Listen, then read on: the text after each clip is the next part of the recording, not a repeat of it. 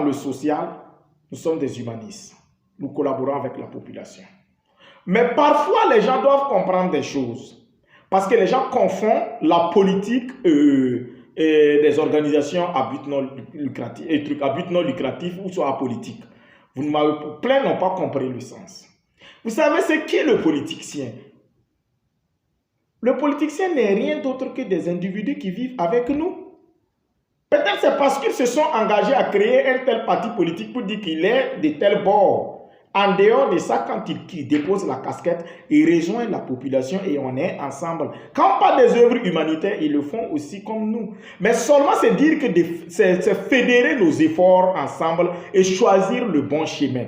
Et savoir que c'est l'intérêt de nos peuples qui doit être devant. Et si nous savons que l'intérêt de nos peuples doit être devant, nous devons nous unir. Et maintenant, ceux qui vont rester à l'extérieur et puis vouloir nous soutenir vont comprendre qu'on peut soutenir ces gens parce qu'ils sont organisés. Mais tant que nous ne sommes pas organisés, que nous sommes divisés, personne ne pourra nous soutenir. C'est juste dire que nous, en tant que jeunes Africains, c'est de comprendre qu'on peut avoir le doctorat et se retourner sur la terre, prendre la daba, comme on peut avoir le doctorat et être dans un bureau. Et comprendre aussi qu'on peut ne pas avoir le doctorat et être riche. Parce qu'il faut comprendre sur ce sens-là. Ne pas dire que comme j'ai fait des études, moi je mérite ici. Donc tant que comme je ne suis pas là-bas, donc j'attends. Si vous ne faites pas attention et que vous optez sur cette lancée, parfois vous devenez, je ne voulais pas employer le terme, mais parfois vous risquez de devenir un délinquant.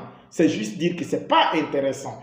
Donc c'est de mutualiser nos efforts ensemble et se proposer aussi des idées concrètes. Proposer des idées concrètes pour dire qu'il y aura des plateformes d'échange entre jeunes Africains, d'échange entre jeunes Africains et jeunes occidentaux, pour qu'ensemble, nous essayons de voir comment nous pouvons reconstruire notre monde. Parce que ce monde-là, elle a besoin beaucoup d'engagement et de beaucoup de détermination.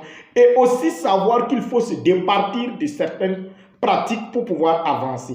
Voilà. C'est juste dire que nous sommes prêts, nous encourageons l'initiative de nos partenaires, nous les suivons de près et nous disons que tout ce qui est utile, qui va être proposé à nous en tant que des leaders d'ONG, nous allons prendre le temps d'analyser et comprendre la vision et savoir si elle est opportune pour nos peuples avant de s'y engager. Mais je pense que en âme et conscience, quand on parle de la paix déjà, il n'y a rien d'autre que de prôner le message de paix de gauche à droite pour qu'on puisse avancer.